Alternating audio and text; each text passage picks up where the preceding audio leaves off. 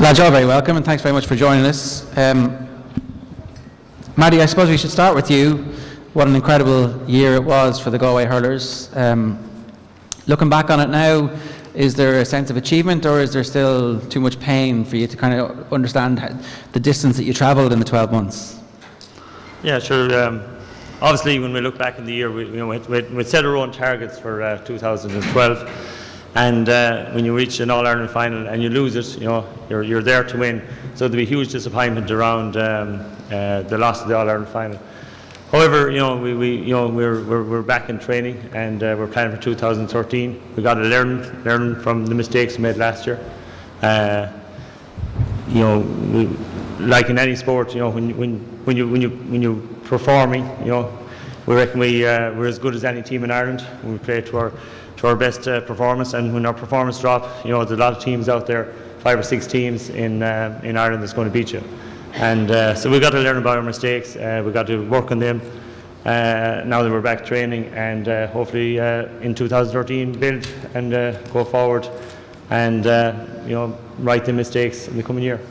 Is it a different environment when you come back this year from your first time in charge? Because obviously you have been through so much as a group.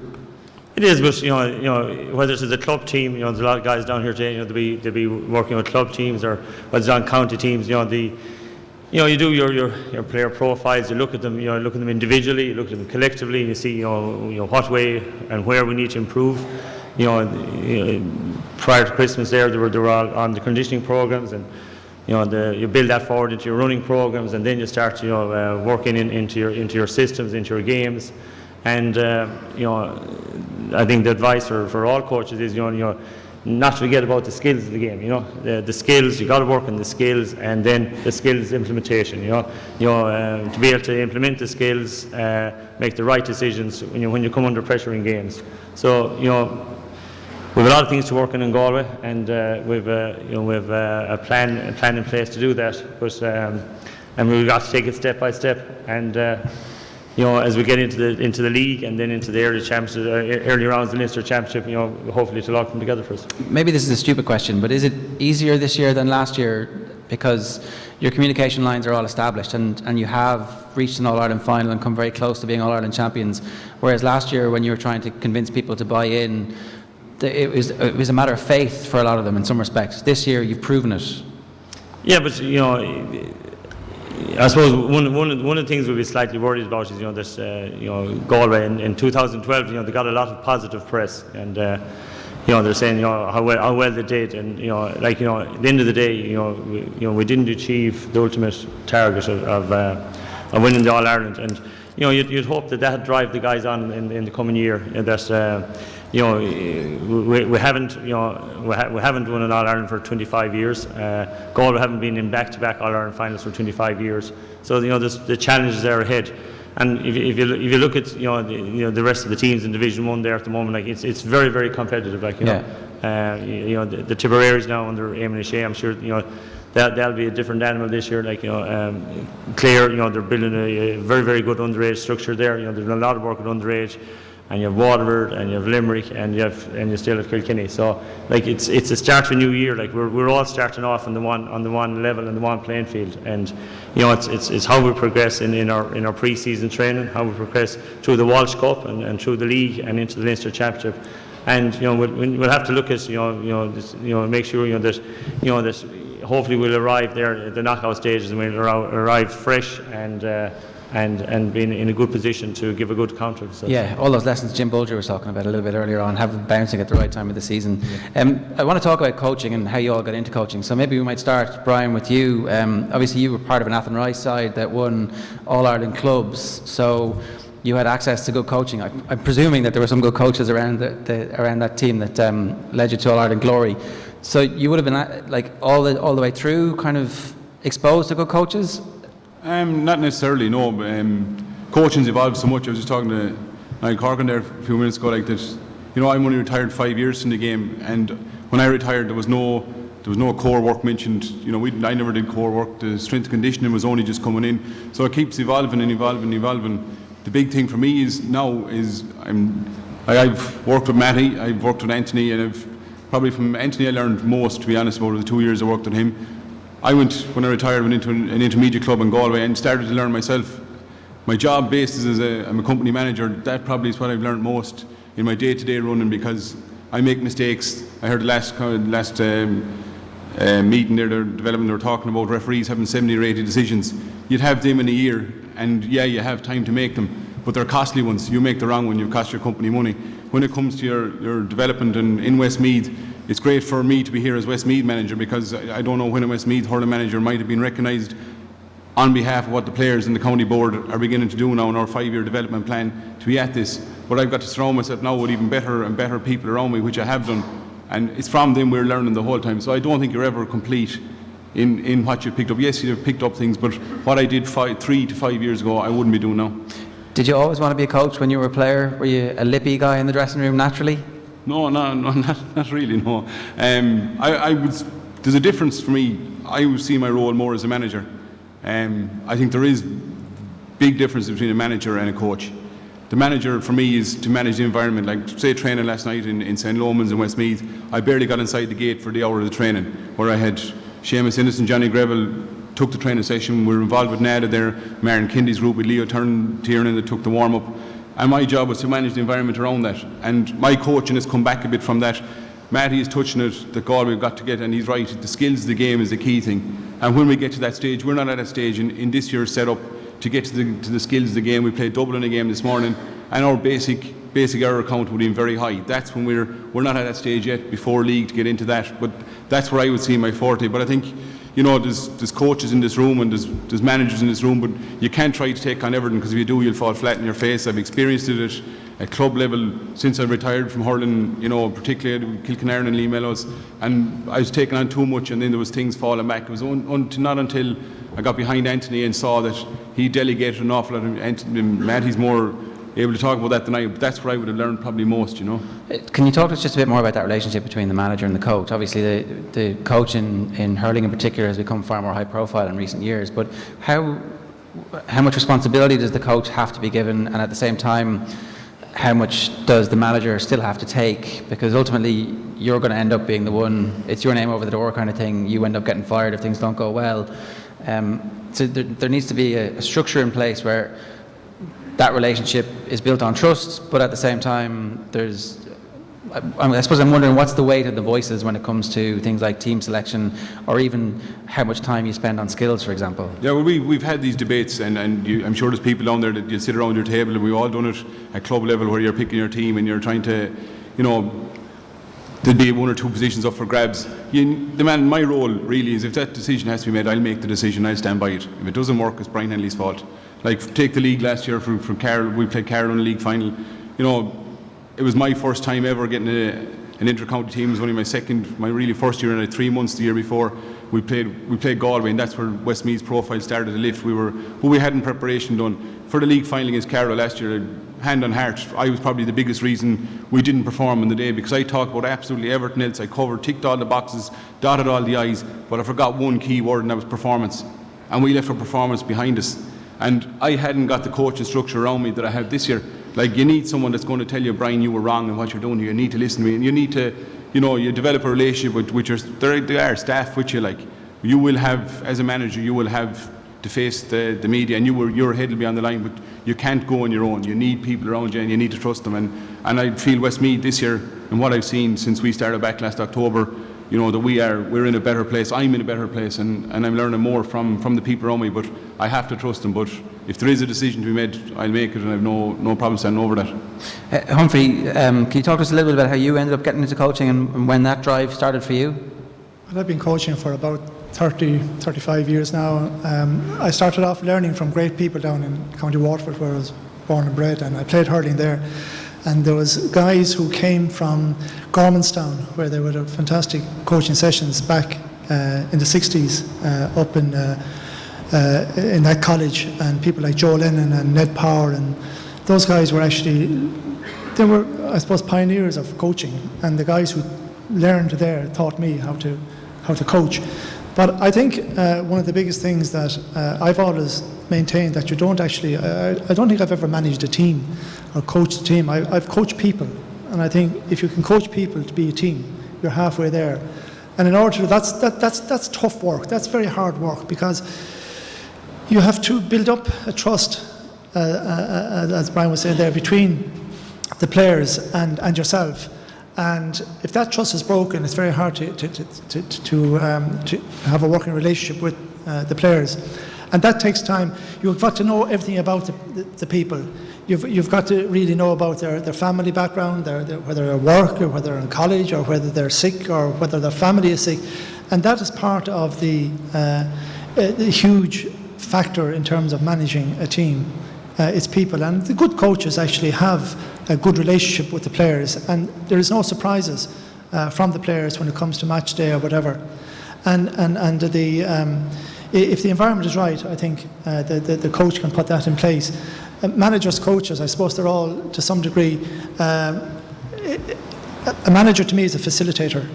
He facilitates people, and he brings in people who probably know a little bit more about various aspects of team management and coaching that he does himself. And he's not in it to be the boss. I think he's in it to make sure that the best people are there, whether they are strength and conditioning coaches, whether they're fitness coaches, whether they're mental coaches. All those elements of it are hugely important. And the manager that actually brings that team together will probably be a better chance of being successful than the fellow who tries to do it all himself. I don't think anybody can do it themselves anymore, because there's so much involved now in coaching, and that takes an awful lot of time, an awful lot of expertise. And I think a manager who's big enough to bring in people to help him to do that will have a better chance of being successful than others.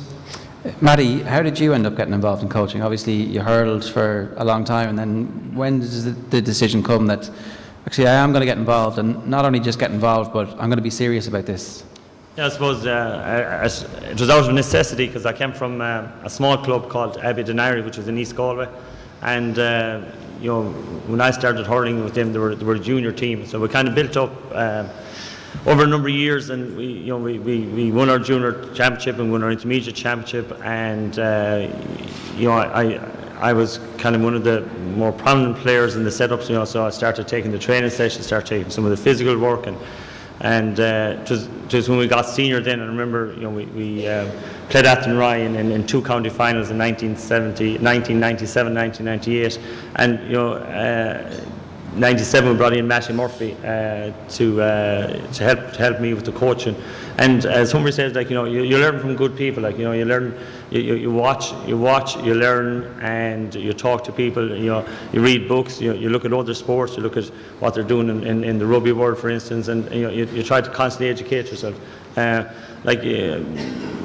you look at what Croke Park, they're actually currently now in the last number of years running out some very, very good coaching programs. And in our day when we were starting off, they weren't available, so we kind of had to educate ourselves. But I talked to Pat Daly there a number of times. I look at the coaching programs that Croke Park putting out now at the moment, and the information in them, I think, is very, very relevant to today's game. They're looking at kind of a games approach to training. A lot of the time, and Brian said it there, the game is constantly evolving, and in our time, we might be doing kind of drills, they're all kind of little various elements, but as a coach, then you got to bring it all together, and at the end of the day, I think you've got to concentrate on the skills of the game, the skills implementation, and the decision making. We can watch guys in the past, and we all have the history, going around cones and looking at the touches, they look super, but then you put them out into a game environment, and their decision making lets them down. You say this guy doesn't look as fast, and he throws up the ball in the wrong time. So I think you've got to evolve that away from the various elements and try to bring it into the collective. And that games-based approach to hurling and the condition games is I think for all coaches is the way forward. When did you learn that as a matter of interest? Because it's interesting hearing that you kind of had to educate yourself, and sometimes you get the impression that if people are taking little bits from everything, that it can be badly designed. But if you have an overarching philosophy where you have a belief system that this is all going to feed into, then it's much easier to adapt things from other sports.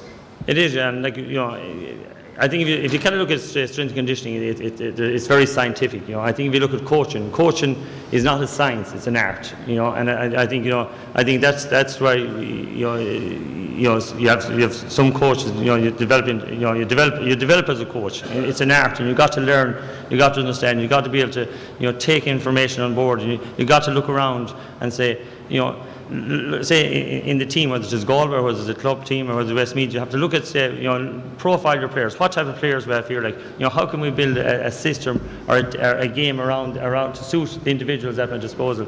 You can't have kind of set ideas the way the game should be played, because if you have a very, very strong mobile team, you say, look, we can play high ball into these areas because we know we're going to win it. If your players in that area are all 5'4", then you got to say, well, look at how am I going to change the system? How am I going to change the game so that that I can utilise these type of players? So I think as myself growing up, like I had to kind of that bit of head. If you're a little bit headstrong, or you had kind of set ideas. You got to say, I got to evolve as a person, and I got to look around me, look at my players, and see what games, style of play, and what game plan suit these guys best. And because we're not in the Premiership where if you have a set idea to play the game, that you can buy in the players, to fit that system. Now I think we've got to base the system around the players. Yeah, Brian, presumably you find something very similar when you go to somewhere like Westmeath. It is the available playing stock, and that dictates exactly how that team is going to progress as a group. Yeah, well, in Westmeath it has to be very game specific, because the quality of player is there and undoubtedly is there, but it's to get them to come there, to get them to get that stage. It's how you measure success, really. What is success for Mattie this year and Galway's to win in All-Ireland. Success for Westmeath is greatly downscaled from that. 18 months ago, our success would be to have 10 lads at training. When we came up there, that was what was facing us. Now we had a panel of 80 last year, cut it down, and we have 42 lads at the moment. We have a development squad, which we never would have heard of before, building that up. So that's our success. And yes, we have to build our game plan around that, and we will do that, It's, again, it goes back to, I know you're all the coach and everyone's moved on, and I said that, but my uncle trained Offaly in 82 in the big Kerry for 5 in a row. And the game specifics he was doing that time were the 5v5s, 4v4s, 3v3s. And as Mattie said, and he would have always been a big believer in it, is on the touch and the skill of the game. And it's funny, that hasn't changed. We're all doing it. I guarantee everyone in this room is, if you go to a training session, they're all having a conditioning game among yourself, whether you're playing everyone in backs and forwards or across the field, whatever. That is the skills of the game. That's contact. There's no point really anymore. From my point of view, watching Westmeath hurlers train, running around the bother, getting it on their own and hitting it back.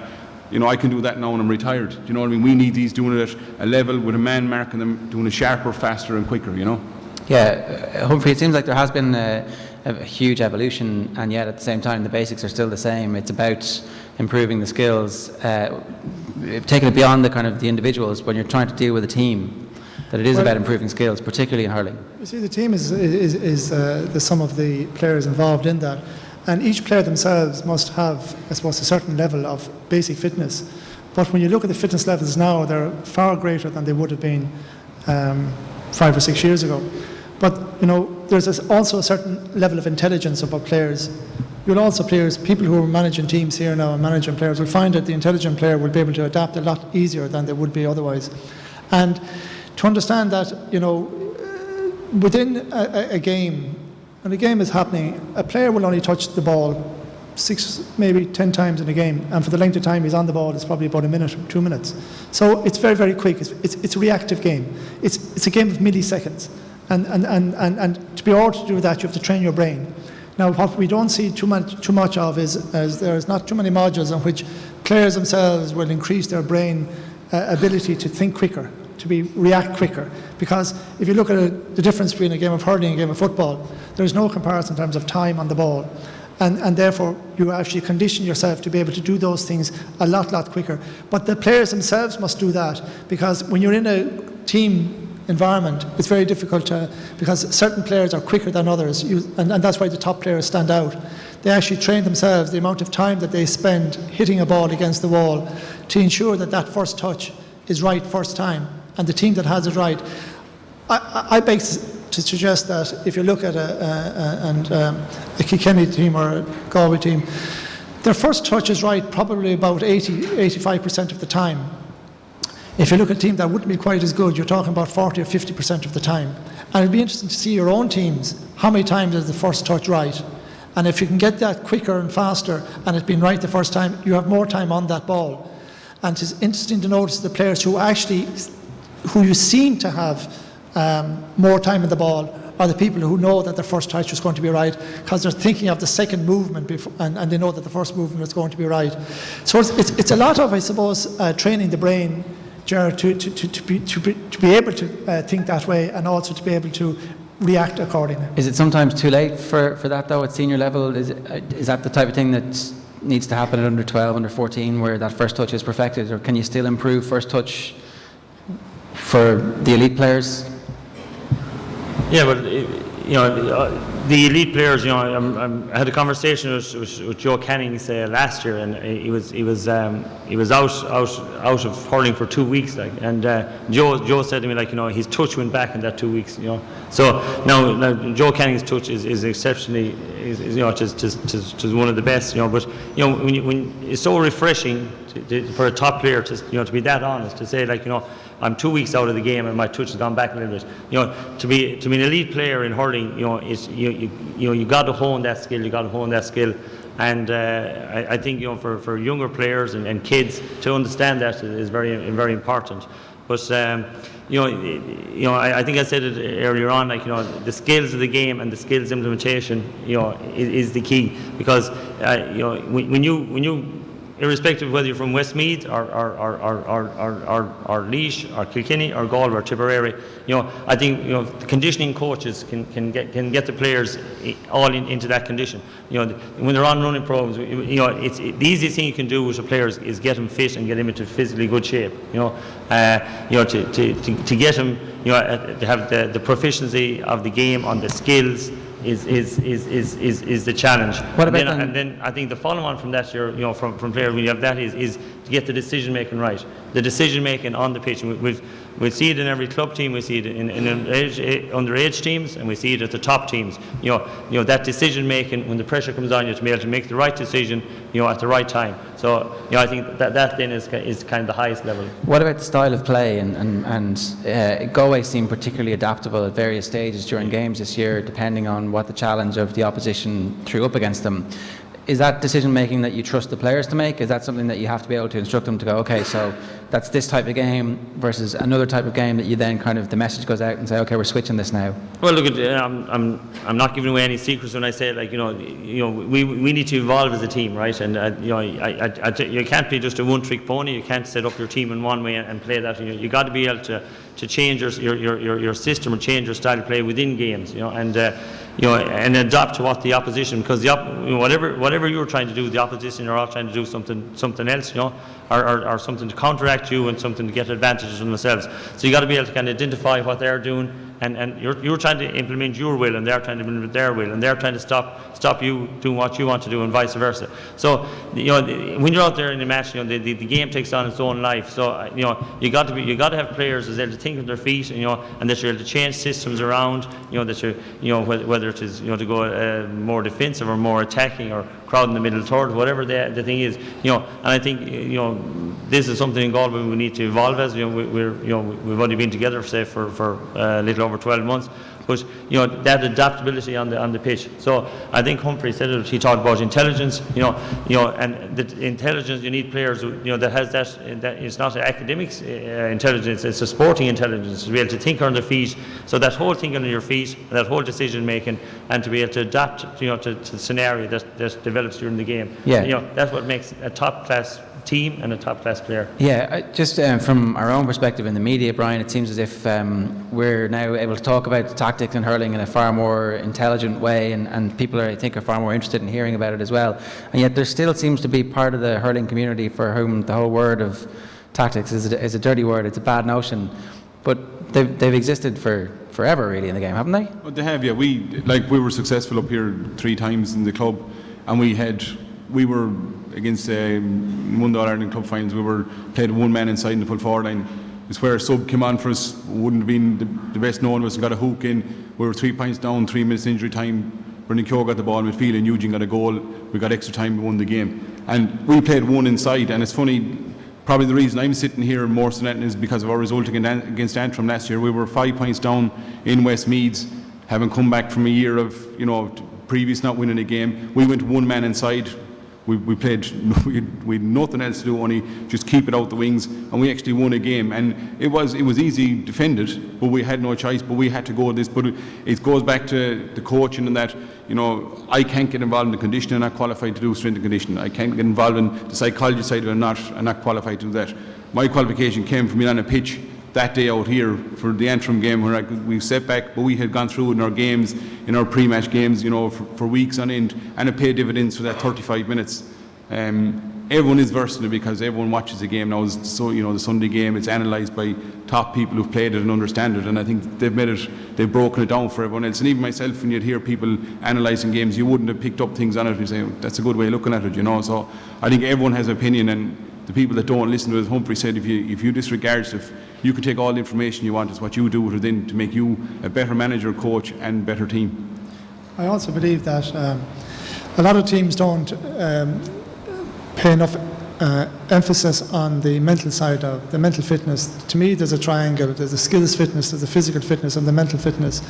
And we're very good at getting the physical because it's really, I suppose, anybody can do that. Skills are a little bit more difficult. But I was looking at, I saw Liam Dunn down there earlier, and I remember reading the book about he crossed the line, and I'm sure he did a lot of times. But however, he won an All-Ireland as well in 1996. And the reason they won it primarily was down to a sports psychologist coming down and talking to him for the first time. And that is a huge aspect to me because it's not looking inside people's brains. It's showing them how to be able to deal with situations when things go against them. What people probably don't realise in that 96 final against Limerick, that Wexford didn't concede a free in the whole of the second half. And that's the mental part about the game that I'm talking about, that people have the benefit of that. It's a huge thing that if they have that type of awareness of what's around them and to be able to take the right decisions at the right time.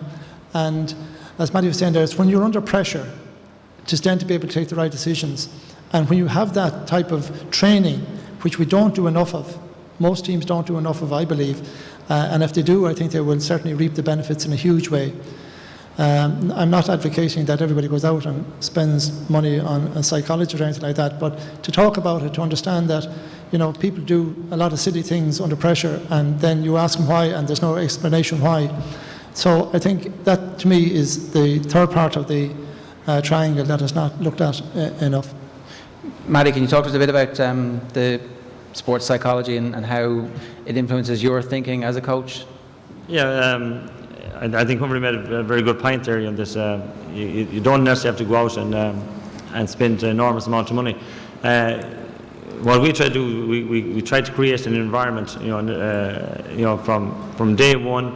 You kind of build disciplines around everything you're doing, and you're constantly giving out the message you want to get across. The messaging is very important. The environment, your training is very important, and you're getting the guys to believe in what you're doing, and get guys to believe in their own ability. And you're setting up challenges from the whole time. You're trying to put them into positions where they got to make a decision. And prepare them for what's coming down the tracks for them in pressure matches. And I think the training environment is critical and is crucial. And yes, there is place obviously for sports psychology, but I think we got to as a panel or a squad or a management team, we got to kind of develop that skills yourself and try to implement it into everything you're doing. For club teams and for club coaches and even for some counties, to have a full-time sports psychologist is very costly and maybe not something anyone can afford. So I think you got to create that environment that there is tests there on players and tests on everybody continually. Folks, unfortunately we've run out of time again, but we've really only scratched the surface. Please give a big round of applause to our panel this afternoon.